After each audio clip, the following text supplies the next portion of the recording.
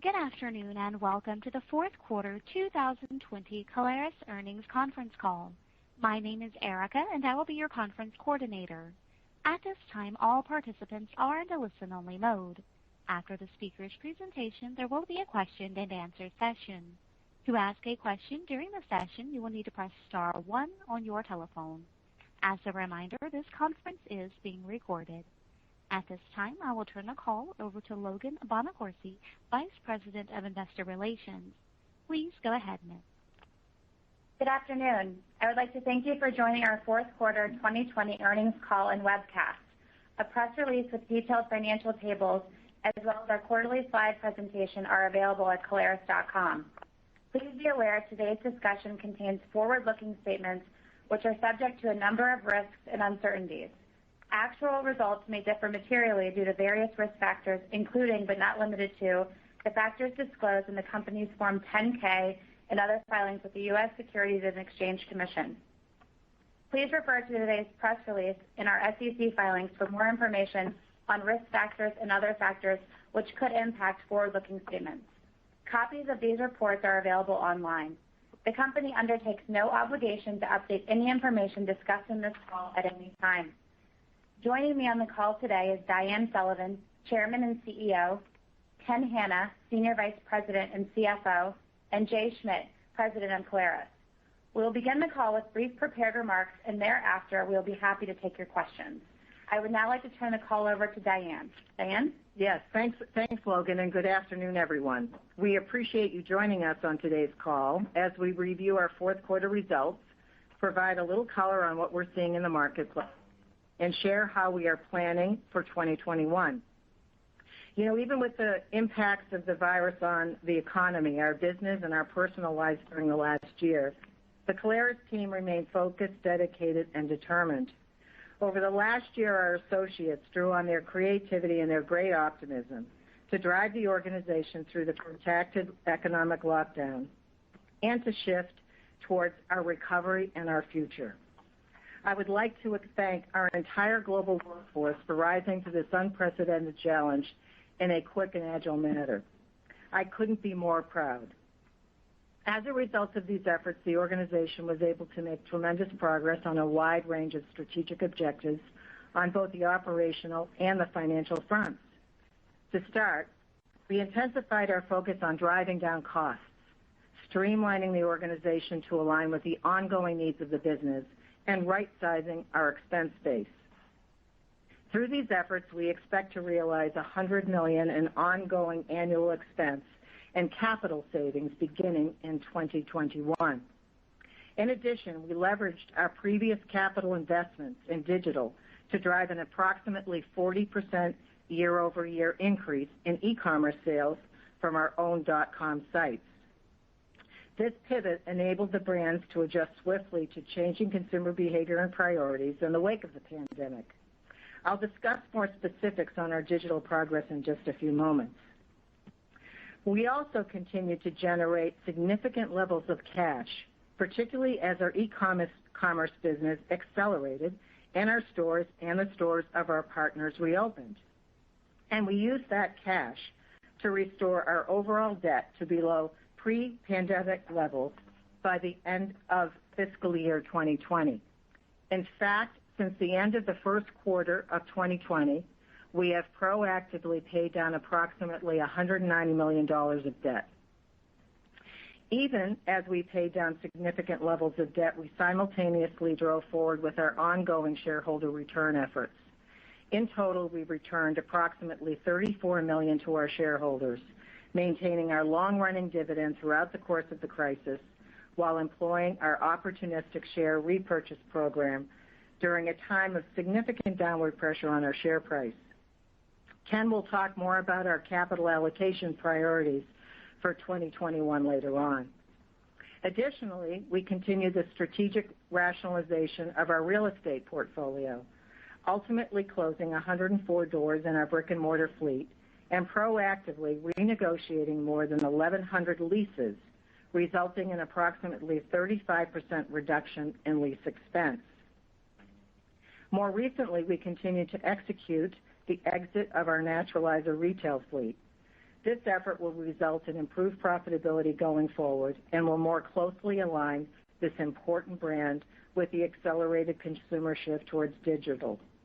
During 2020, we have successfully closed 60 Naturalizer stores, with 73 more stores slated to close by the end of the first quarter, leaving 7 flagship locations in the U.S. and Asia and approximately 150 partner stores around the world.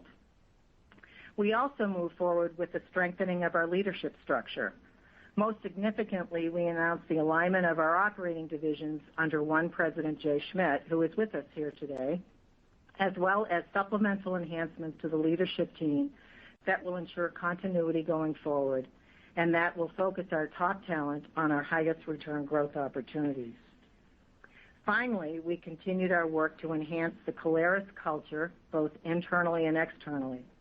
We implemented new diversity, equity, inclusion initiatives company-wide, including mandatory unconscious bias training and the creation of a DE&I advisory council of representatives across all areas of our business and at all levels. Additionally, we accelerated our ESG efforts, and we will have our inaugural corporate social responsibility report, which is set for publication next month. This report will detail our ESG strategy, highlight our accomplishments and our progress to date, provide key disclosures, and set our intermediate to long-term goals while providing a really good baseline for future reporting. Now I'd like to turn to our business segments, starting with Famous Footwear. We continued to execute at a very high level at Famous, which rebounded quickly following the extended store closure period. In fact, we capped off 2020 by delivering better than anticipated sales in the fourth quarter and a significant increase in fourth quarter earnings. The segment generated $346.7 million in revenues for the period, which equated to just over a 6% year-over-year decline.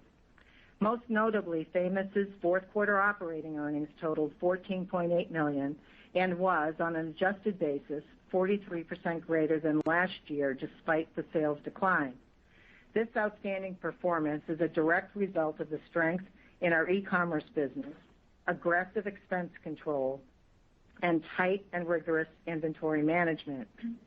As we have detailed in the past, our e-commerce business at Famous experienced a significant increase during 2020 and remained strong even as the fleet began to reopen.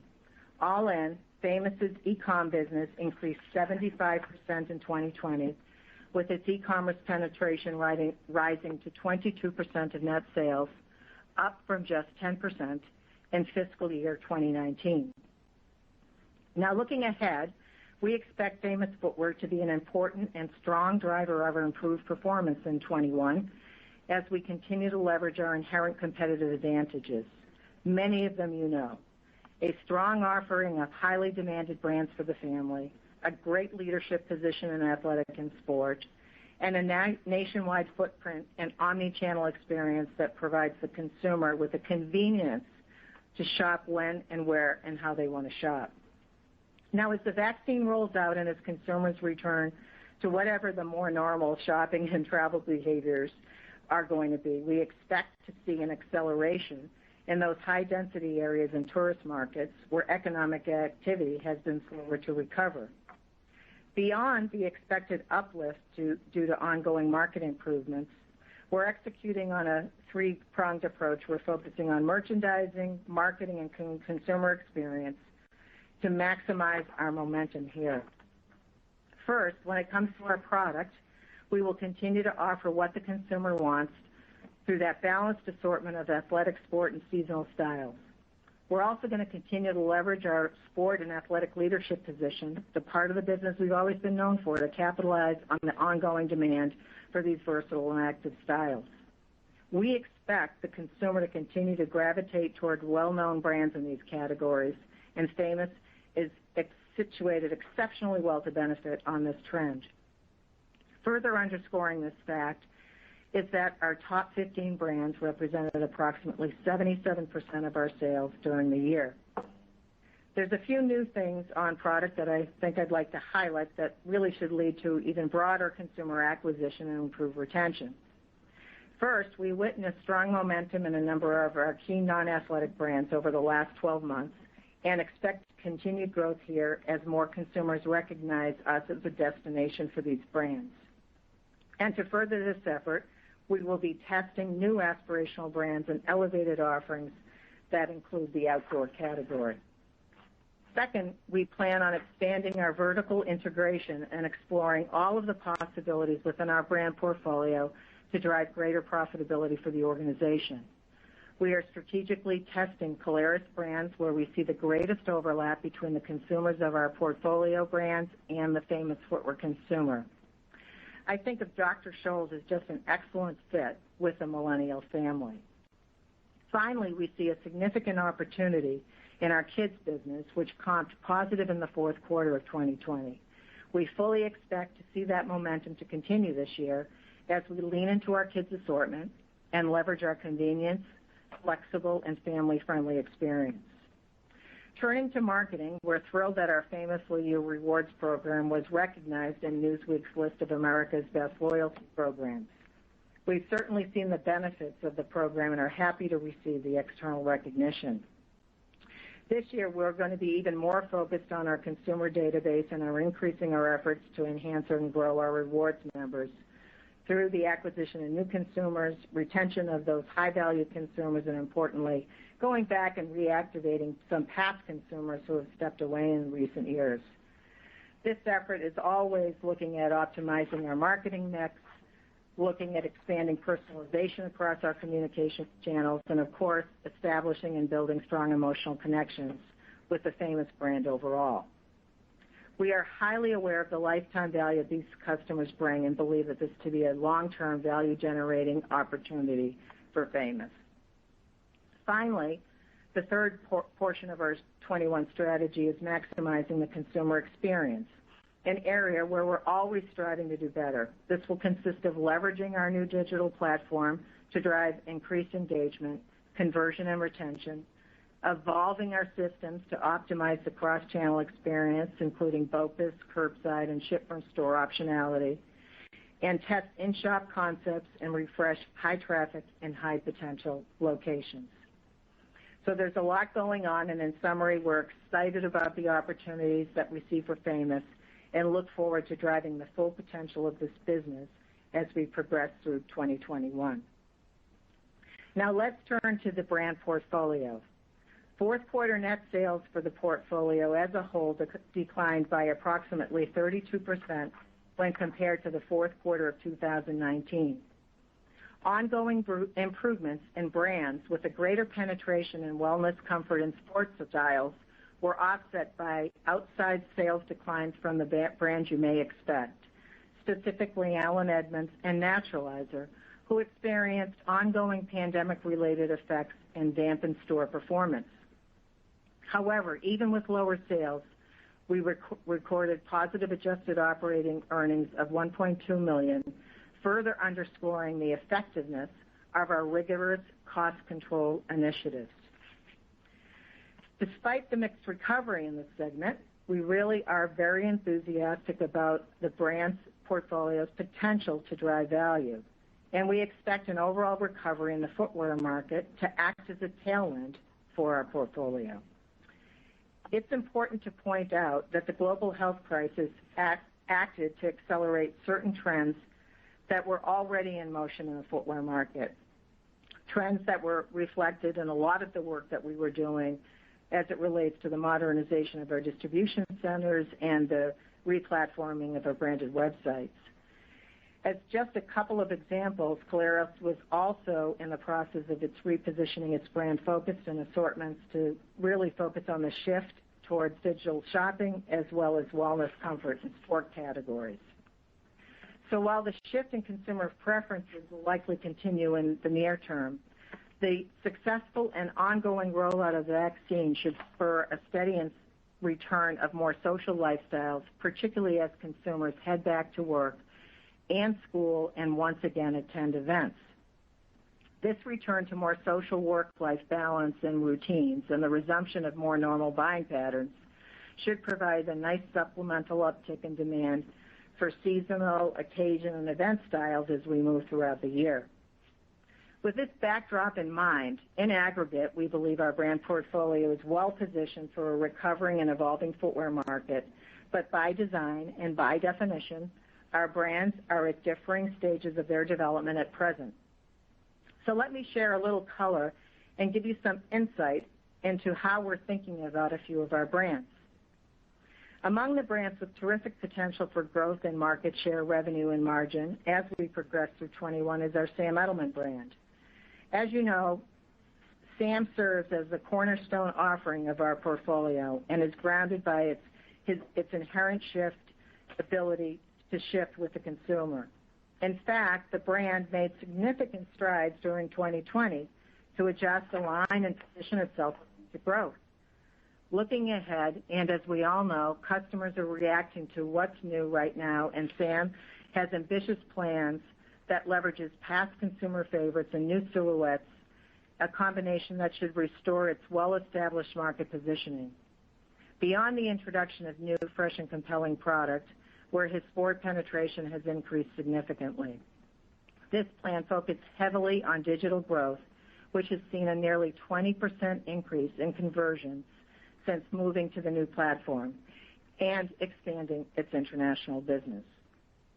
In addition to Sam, there are several of our other brands in the portfolio that, due to their foundation in wellness, comfort, and sport, are exceptionally well aligned as well with the current tenor of the marketplace. And we think they're very well positioned to further their momentum. They include Vionic, Dr. Scholl's, Rike, and Blowfish. Let's look at just a couple of these brands in a little more detail. Dr. Scholl's has a strong existing brand identity, fierce customer loyalty, and a sharp focus on healthy living, workplace comfort, and increasingly notable sustainability execution that is really positioning it for improved profitability and success. Furthermore, Dr. Scholl's has the potential for accelerated e-commerce growth as well as increased penetration with our famous footwear customers. In addition, Vionic really further proved its resiliency and agility during the pandemic and holds great promise for the future. The brand's e-commerce business delivered significant year-over-year increases across key metrics in 2020, underscoring the strong connection consumers have with the brand. In fact, Vionic, which is still quite new, experienced strong digital increases, including a more than 36% increase in web visits, approximately 30% improvement in online conversion rates, more than 50% growth in digital revenue, and a 28% increase in email list size. Vionic's plans to target high-growth channels and leverage its comfort technology, new product offerings, which are going to reach into new categories, and marketing plan to build on its e-commerce momentum and sales growth in 2021. Now, as excited as we are about those already high-performing brands that really have some momentum, we're equally excited about some of our high-potential brands that have been underperforming in the wake of the massive changes that have occurred in the footwear market since the advent of the pandemic. These brands offer tremendous upside potential as we work aggressively to restore alignment with consumer preferences. The brand that stands out as offering latent future value-creating potential is Allen Edmonds. So, as you know, Allen Edmonds has been a powerful and premier brand in the men's category for decades. And even before the onset of the global health crisis, we were shifting to add new sport and casual styles to the assortment to address the shift in consumer preferences that was already underway. However, and as you can imagine, the economic lockdown and the changing workplace and travel behavior has really hit AE in a disproportionate manner. We believe there is still significant unlocked potential with this brand, and we are continuing to adjust our positioning accordingly. In fact, we have leveraged some of our best-selling traditional styles like the Strand and the Park Avenue to create casual, customizable products for our consumers, products that we believe will fit quite nicely into their personal AE collections. We expect that about 50% of our assortment will be in the casual and sport this year. And as we move through the first quarter of 21, you'll hear some more exciting news around future collaborations and partnerships. There is no doubt that the rebound in our Allen Edmonds business will take time due to its store base being largely located in high-density areas and the ongoing work-from-home trend.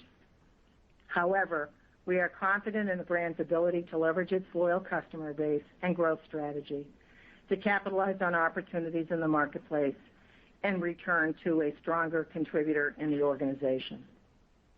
So all in, as we've discussed many times in the past, we take a very active and continuous approach to managing our portfolio of brands.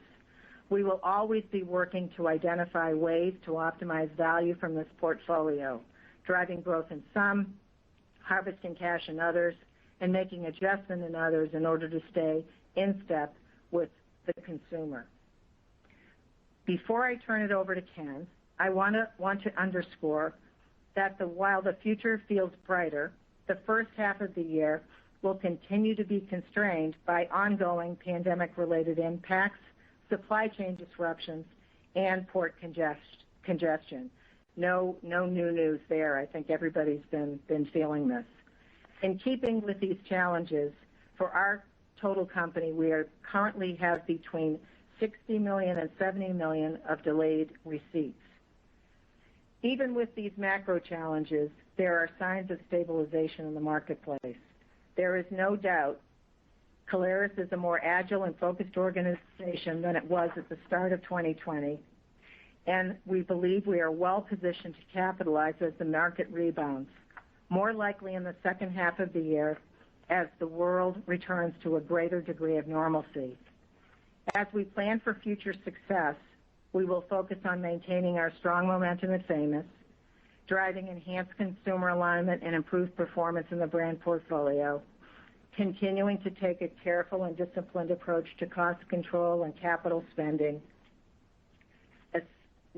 absolutely reducing debt levels still further, and returning excess cash to shareholders. And with that, I'd like to turn the call over to Ken for a financial review. Thank you, Diane, and good afternoon, everyone. Before I walk through our fourth quarter and fiscal year financials, I'd like to echo Diane's comments and express how extremely proud I am of what our team was able to achieve during a time of such unprecedented challenge. We remained intensely focused on appropriately managing expenses and reducing working capital throughout 2020. Through these ongoing efforts, we are confident we have positioned the organization to weather the uncertainties that persist and take full advantage of the opportunities we see in the marketplace. I would like to start by providing a brief update on our liquidity position and capital structure, then discuss our fourth quarter and fiscal year results, and finally provide some color on the outlook for the first quarter of 2021. As we communicated over the last several quarters, we believe deleveraging to be the most value-creating use of cash given the marketplace. To that end, we once again made debt reduction a priority in our capital allocation process. We generated approximately $25 million in cash from operations in the fourth quarter and paid down an additional $50 million in revolver debt, reducing the outstanding balance to $250 million at the end of the quarter, $25 million below our pre-pandemic debt levels. $126 million in cash generated from operations in 2020 clearly demonstrate the actions taken to manage working capital. All told, we ended the year with a solid liquidity position consisting of approximately $88 million in cash and $350 million of capacity on our asset-based revolving credit facility.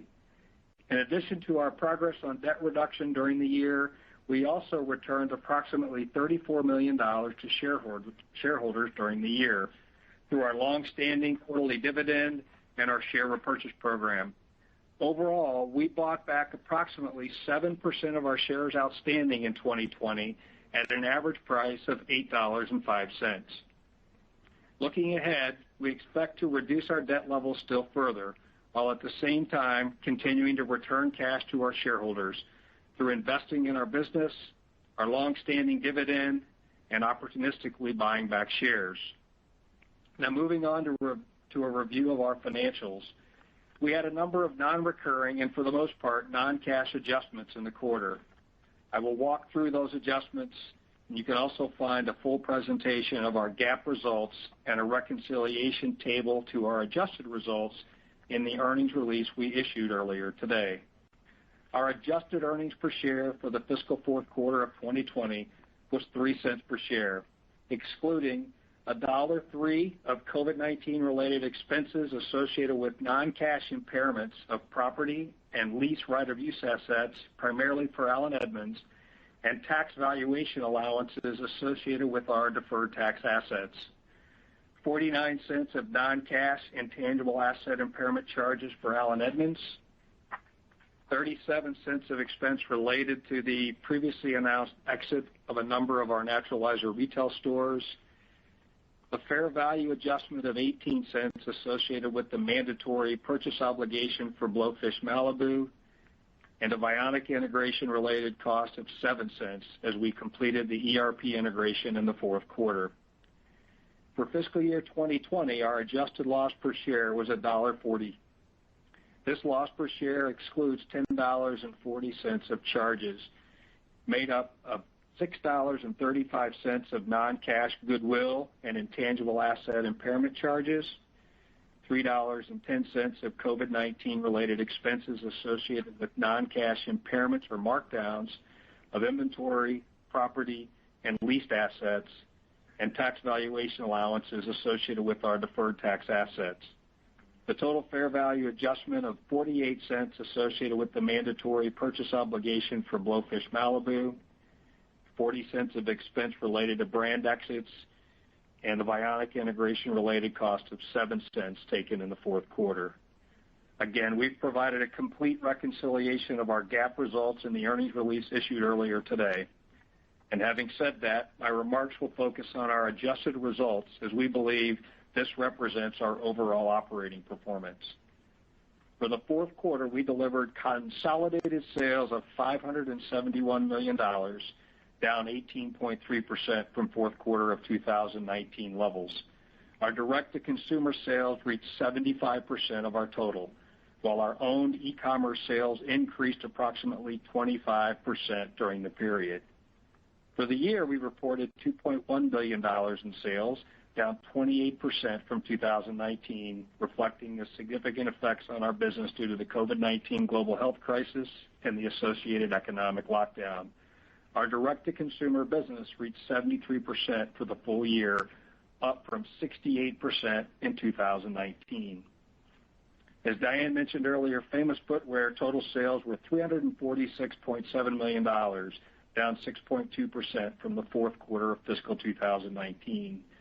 Notably, the predictable sequential seasonal sales decline at Famous Footwear from the third to the fourth quarter was appreciably less, resulting in a smaller year-over-year sales decline, evidence that Famous continued its ongoing momentum driven by still strong athletic sales and ongoing strength in its e-commerce business. Our comparable store sales were down 1.8% during the fourth quarter, with our e-commerce sales up approximately 51%. For the full year, Famous Footwear sales were $1.3 billion, down 20.4% year over year, driven primarily by the temporary store closures earlier in the year and the non-traditional back-to-school season. Comparable store sales for the year were up 1.6%, with our annual e-commerce sales up 75% over 2019. Our brand portfolio fourth quarter total sales were $234 million, a decrease of 32.4% year over year. Full year brand portfolio sales were down 35.8%, reflecting steep declines in women's fashion footwear, temporary closure of our owned retail and wholesale partner stores, and weak consumer demand for certain footwear categories as markets closed and consumers became accustomed to a work-from-home lifestyle. Our consolidated gross margin was 39.9%, down 20 basis points year over year. Famous Footwear had a gross profit margin of approximately 41% in the fourth quarter. A 168 basis point decline was driven by growth and increased penetration of e-commerce related business in the quarter. However, notably, e-commerce margins increased more than 400 basis points in the period, reflecting the higher e-commerce productivity due to buy online, pickup in store, curbside, and ship from store initiatives. Our fiscal year gross margin for Famous Footwear was 39.2%, reflecting a higher mix of e-commerce sales due to temporary retail store closures and increased promotional activity to liquidate seasonal inventory during the year. Our brand portfolio fourth quarter gross margin was 36.5% and was 107 basis points higher than the fourth quarter of last year, reflecting a lower level of promotion and our overall inventory position. The annual gross margin was 36.2%. Our consolidated SG&A expense for the fourth quarter was $226.1 million, representing a decline of approximately $35 million compared to the fourth quarter last year. This year-over-year decline was driven by store selling productivity and actions taken to lower facilities, marketing, and general corporate overhead expenses. Our annual SG&A expense was $889.5 million, a decline of $176.3 million compared to fiscal year 2019. This decline was led by the reduction in variable cost, ongoing savings from the voluntary early retirement plan commenced in the fourth quarter of 2019, and lower lease expense from closing 104 total retail doors during the year. As we have stated, we expect to achieve $100 million, or approximately $25 million per quarter, of annual expense savings going forward. At Famous Footwear, we posted operating earnings of $14.8 million in the fourth quarter, reflecting a $20 million reduction in expenses and improved e-commerce margin. This represents $4.5 million more in operating earnings on $23 million less sales than the fourth quarter of 2019. Operating margin was 4.3% in the quarter, up 148 basis points year over year. In the brand portfolio, we're pleased to report an operating earnings of $1.2 million for the quarter, reflecting a $20 million reduction in expenses year over year. Our net interest expense for the quarter was $5.6 million, and for the year was $24.4 million, excluding the Blowfish adjustment. Our full-year consolidated GAAP tax rate was 15.1%. This lower rate reflects the favorable impact related to the utilization of the CARES Act carryback provisions, which allows us to carry back losses in 2020 to years with a higher federal tax rate. The company's fourth quarter net income was $1.3 million, or earnings per diluted share of 3 cents. This compares to net income of $13.9 million, or 34 cents per diluted share in the fourth quarter of last year. Our inventory year-end was down 21% and included an approximately 15% decline in Famous Footwear inventory and a 29% decline in inventory in the brand portfolio segment. Furthermore, we significantly reduced our overall operating working capital position by approximately 50% in 2020. Our capital expenditures totaled approximately $22 million for the year, down from approximately $50 million in 2019. And looking ahead at 2021, given the ongoing disruptions related to the virus, supply chain dislocations, and continued near-term uncertainty in the marketplace, we are not providing fiscal year 2021 guidance at this time. That said, I'm happy to provide you with some high-level perspective regarding our outlook for the first quarter. To reiterate Diane's previous comments, we currently have between $60 million and $70 million of delayed receipts due to supply chain disruptions and the ongoing port congestion.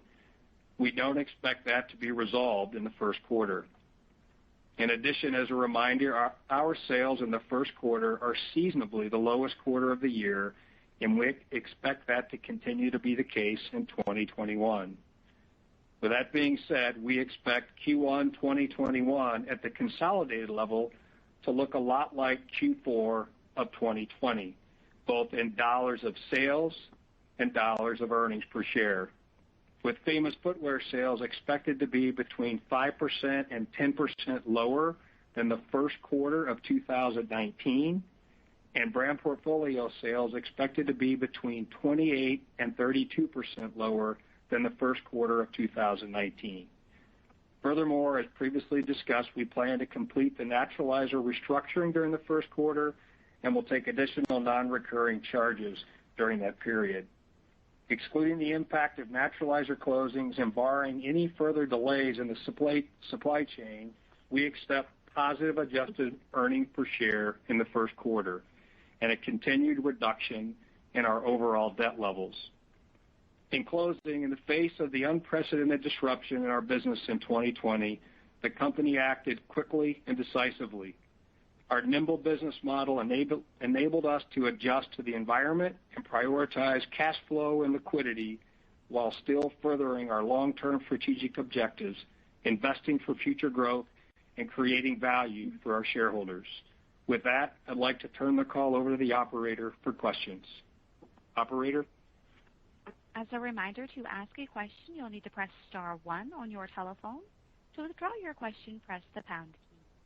Please stand by while we compile the Q&A roster. Your first question is from Laura Champagne with Loop Capital. Thanks for taking my question. I'm hoping you'll dive a little bit more into the lost sales from the slowdowns at the ports and how much of that do you think you get back eventually, maybe in Q2? And also, Ken, if you could give us a sense of how you expect to manage inventories this year. Would imagine you're going to have to rebuild at some point. Thanks. Yep. Hi, Laura, it's Diane. Let me start on the port congestion topic and supply chain, and it certainly is the big topic of the moment. So that $60 to $70 million in receipts that are delayed. Let me kind of split that out for you a little bit. Right now, there's about $50 million of receipts that are delayed for Famous Footwear, and there's about 10 to 20 or so that's delayed on the brand portfolio side. It's hard to tell yet exactly when we're going to be caught up fully with respect to, all of those receipts. We don't have the visibility yet of what that looks like. So there's a number of actions that we're taking, and, we're obviously taking a look at this week to week. We're looking at, making sure that we're placing orders on the brand portfolio side in advance of where our needs are going to be going into the back half of the year, so being proactive about that. We're looking at making sure that we continue our rapid response program and selling the inventory that we do have on our brand portfolio side. With respect to Famous, the good news is they have been really operating at a lower inventory level throughout really 2020, obviously, and our expectation is that they will be down in the range of 5 to 10% on their inventory levels, typically going through the rest of the year. So, the good news and the silver lining in all that, and, until we really see, is that it allows you to really manage your pricing, manage your promotional cadence, hopefully take advantage of what margin improvement we might see. But it's really a little unclear yet about what the opportunity cost is going to look like, in the short term. But again, believe that we are, actively managing this and making sure that, we get ourselves in position to take advantage of what we expect is going to be a pretty good rebound as we move into the second quarter and then more so even into the back half of the year. I don't know, Ken, if you would want to add any additional points on the congestion and supply chain. Yeah, thank you, Diane. I think when we look at that, obviously there's a good portion of that is timing, and then a lot of that is supplying our at-once business, which you've heard us talking about how hard we've worked on our speed programs and our ability to hold inventory and be able to fulfill consumer demand. So obviously, the timing of that is certainly, puts a portion at risk. You'd asked on the inventory, obviously we're very clean coming out of the year. I think the teams did a fantastic job really lowering the overall levels and really turning inventory into cash. We mentioned we generated $126 million of cash from operations in 2020, despite the reported earnings being much lower than that. And I think what we learned is that we have the ability to turn our inventory a little faster than we have in the past. So while our inventory is expected to increase kind of throughout the year and really in anticipation for the back half, obviously we're planning to turn that a little bit faster than we would have in prior years. So lots of work by the teams, and then obviously disappointed in the delays and the congestion, because we really feel like we could put that inventory to good use.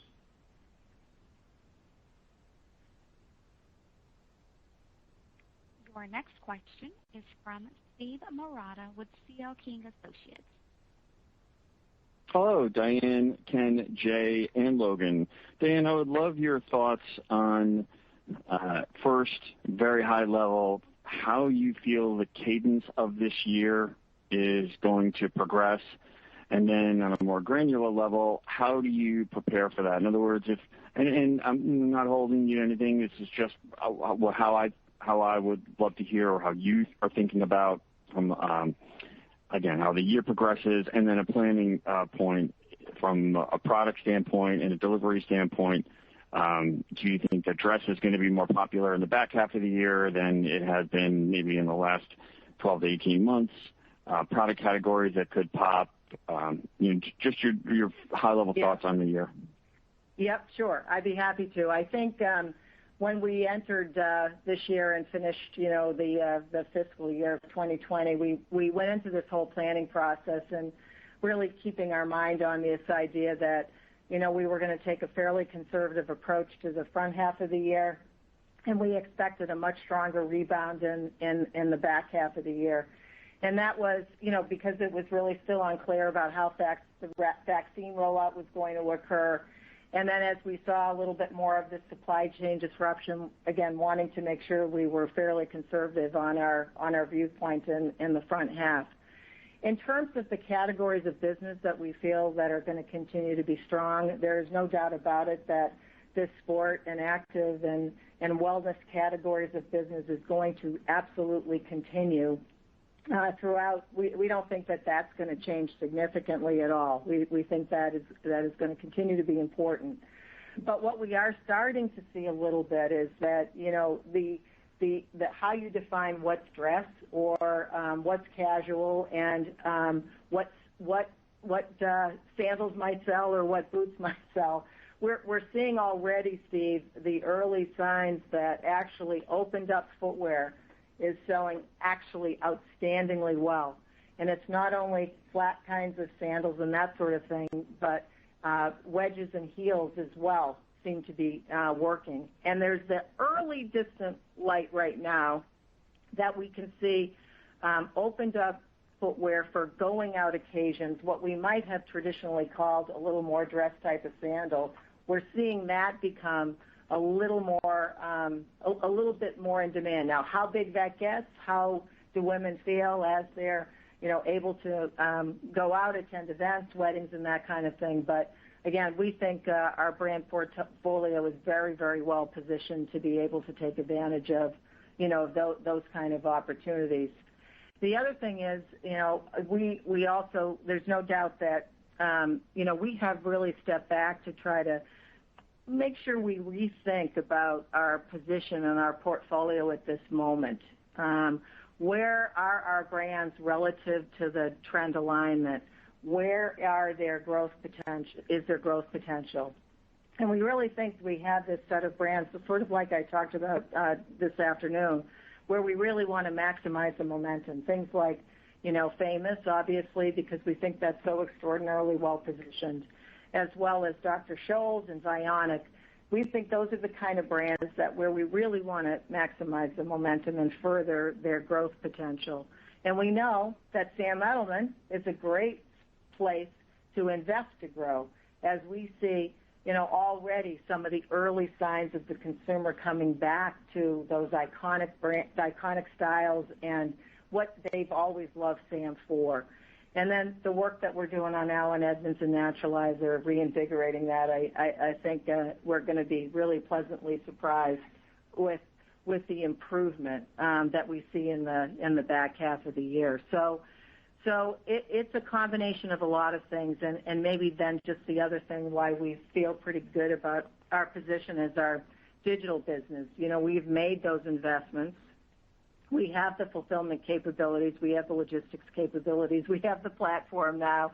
We've got the content management system. We've got curbside. We have all of those things. So as you even tie it back to Ken's comment about the capital investments this year being at $22 million versus kind of where it's been in the past, we've made those investments, and we're really focused on making sure we get the productivity out of the investments we've made. So that's a little bit of a longer answer to your question. I hope I got to the key points you wanted me to get to, but that's kind of how we see the shape of the year. Absolutely. No, that was very helpful, the insights. Ken, the $100 million in annualized savings, roughly $25 million per quarter, is that straight-lined year over year, or do you anticipate there will be some reinvestment on an as-needed basis? In other words, from a modeling standpoint, you just look at last year's SG&A, lopped $25 million off, and that's where the brackets are, or are there offsets? Yeah, I mean, obviously there's a variable component to that. So, I think we were around $226 million in SG&A expense in Q4. We would expect to be pretty much at those same levels on the same level of sales in Q1. And then obviously at the seasonality as we get into Q3, and that's one of our larger quarters, there's a little bit more expense. But the savings is really expected to be throughout. I think the 2020 compared to 2019, we were down almost $175 million. So, $75 million or so of that ties back to variable cost on our sales, and the other $100 million is direct cost that has been taken out of the business. That's really helpful as well. Diana, I have one more question. I'm not sure you've had a public platform to expand on the management changes that were announced in early December. Maybe you want to talk a little bit about that, your thought process there, how that's going, if there's any other evolution through this current year that we can expect or be updated on. Thanks. Yep, sure, no problem.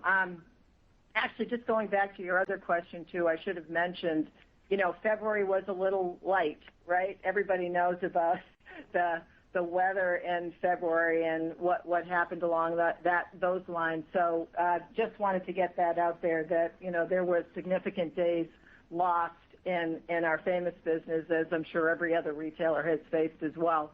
But so a little bit more about the cadence of the year. So just, Steve, I wanted to put that out there. With respect to our talent base and the organizational changes, I think we feel very highly confident with the team that we have. Jay leading it, adding Lydia, promoting Keith Duplain. Mike Edwards is doing a heck of a job leading Famous Footwear. We have a high degree of confidence there.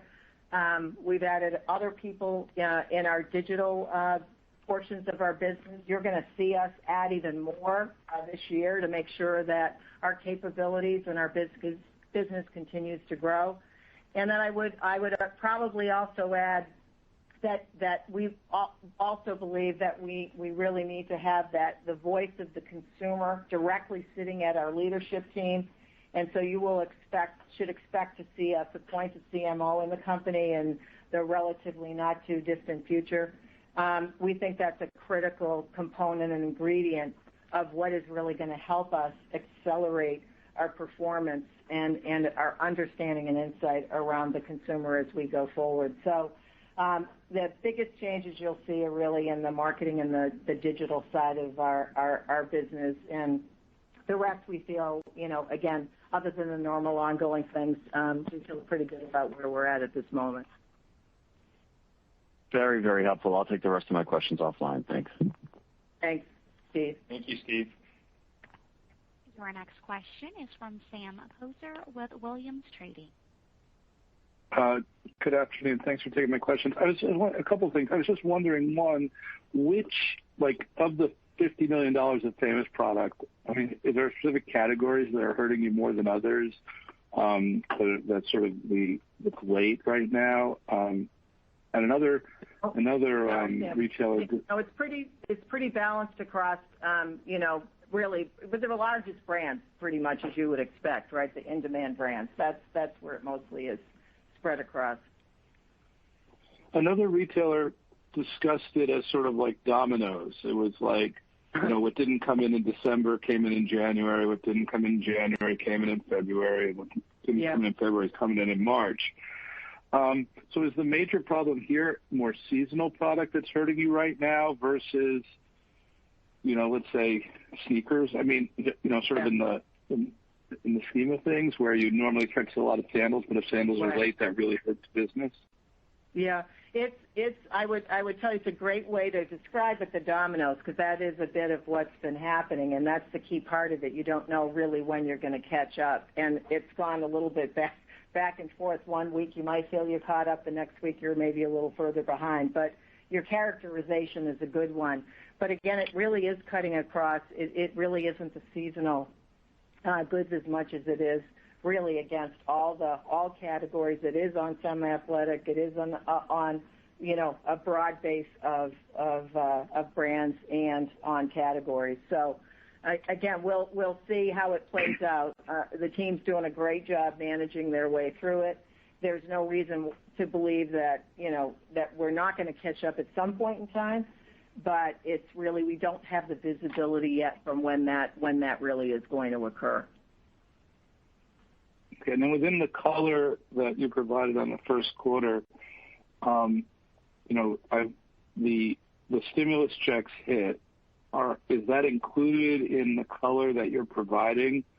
And can you give us some indication of maybe in the last few days how business may have accelerated given the stimulus at Famous? Yeah, it's included in our outlook, and I think that's a little bit of the at-once business that we were talking about, and in terms of the stimulus is there. We've seen traffic coming through as people are receiving those checks, and it's really just about inventory levels not being exactly where you'd like them to be to fully capture that opportunity. So, we know that's going to be timing, and then we're hoping that we see that resolve itself as we get into the latter part of the second quarter.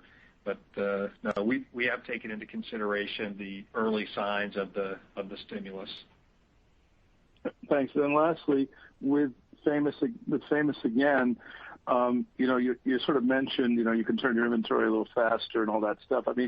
Does this mean that you're going to narrow your assortment and go deeper on key items? Are you learning more about how to do key items, through this crisis, and realizing that, that third blue whatever may not be necessary? You can live with a lot more of two of them. Yes. Yeah, absolutely. SKU rationalization. I think Diane in her prepared remarks talked to those top 15 brands representing almost 80%. We learned a lot in 2020, and obviously as we're going through and looking, a half a point of improvement in turn at Famous, requires a 15 to 20% kind of delta on the inventory level. So we're working through all of that with the teams, and hoping to find some good out of the learnings that we had in 2020. Then theoretically, when things come back, whatever it looks like, and you're expecting much more productivity out of your inventory there. And then Diane, lastly, I'm sorry again. You sort of said that when everything's going to go back to, you're expecting, dress and some of that stuff maybe to come back in the back half of the year. Are you looking? Are you in the Roaring 20s is coming camp, or are you in the it's Roaring 20s, but everybody better be comfortable camp? Exactly. I'm in the everybody's going to want to be comfortable camp.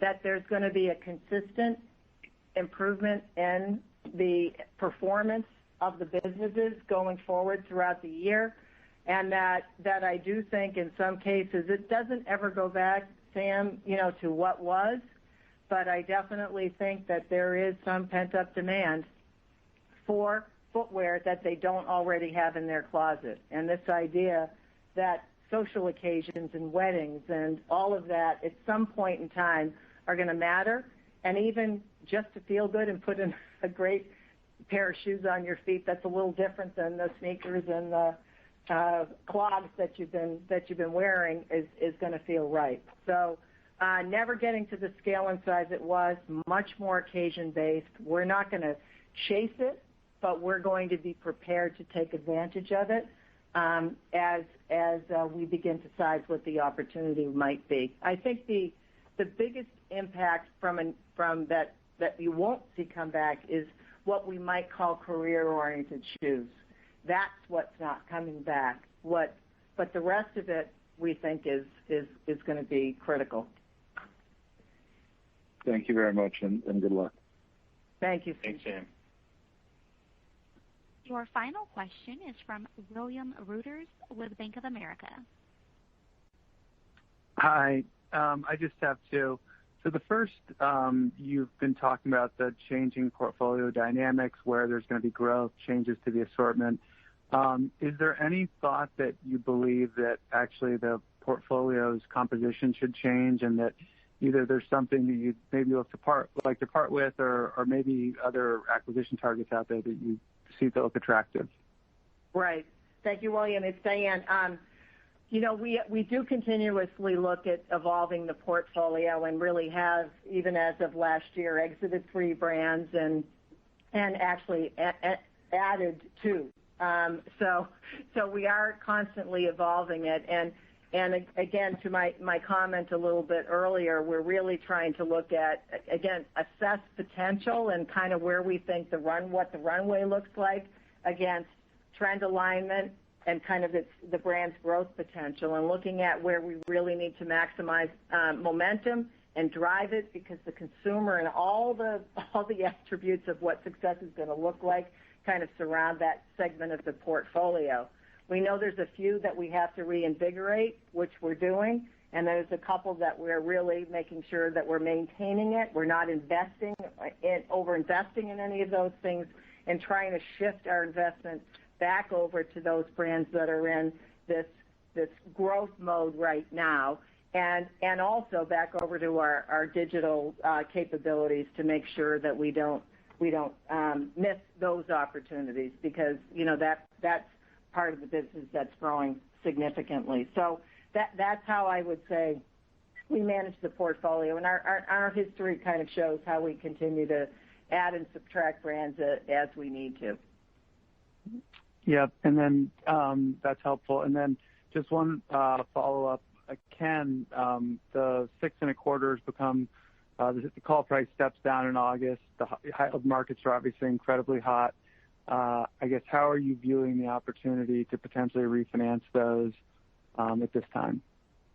Yeah, I mean, we're actually hoping that if we can turn our inventory at the levels that we hope and can continue to generate enough cash from operations, we'll continue to pay the revolver down and would likely start to move some of those from a fixed to a variable rate. And as you can imagine, they're at 6 1/4. They're callable in August, and if we're able to continue to pay down the revolving credit, we could move those over at 3%. And so just in that, it's a pretty significant reduction. So I think, as we said, our capital allocation priorities are to continue to reduce the levels of debt and try to make sure that the leverage is down, where it needs to be. Yeah, makes sense. Okay. All right. Thanks a lot. Thanks for taking questions. Thank you. Thank you. There are no further questions at this time. I'll turn the call back over to Diane Sullivan for closing remarks. Well, thank you, everyone, for joining us today. Before we disconnect, I just wanted to reiterate the progress we made during the year. We leveraged our previous capital investments to embrace digital. We effectively and efficiently managed our expense base. We reduced the amount of working capital to run our day-to-day business, and we significantly paid down our debt levels. So as we move ahead, Caleres is more flexible and focused with an even more vigorous commitment to connecting with our consumers and providing them with compelling and fresh product. We're extremely confident that we can leverage our talented and dedicated workforce, strong operating platform, powerful portfolio, and improving financial position to capitalize on the opportunities we see ahead in order to make sure we drive long-term value for our shareholders. With that, we look forward to talking with you on our next update at the end of the first quarter. Thanks again. Ladies and gentlemen, this concludes today's conference call. Thank you for participating. You may now disconnect.